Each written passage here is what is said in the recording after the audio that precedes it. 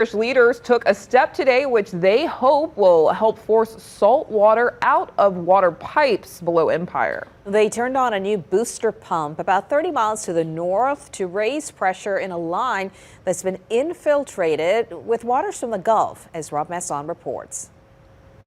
For the past several weeks, Plaquemine Parish officials have been dealing with a low river level causing salt water to intrude in folks' water systems below Myrtle Grove, and now they hope they found a solution.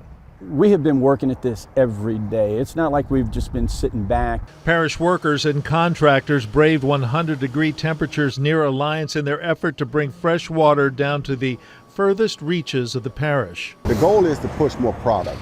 We're making water in Belle Chase, and we're actually trying to move more water south. Water crews installed a new bypass line connected to a booster pump, which they fired up at midday.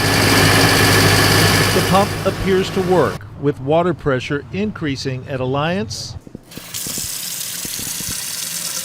and better pressure noted 20 miles to the south at Port Sulphur. With the booster, it's going to definitely help us get that water, keep the pressure up here, and get that pressure all the way down to Venice. But Plaquemine Parish is not out of the woods. The extraordinarily hot summer has been causing water lines to crack on a daily basis. The water table has dropped because of the drought right now, so the water lines are just basically hovering in midair under the ground. So far, parish officials say the water pressure is rising, and they hope the new booster pumps help make water below Empire drinkable once again. From Port Sulphur, Rob Masson, Fox 8 Local First.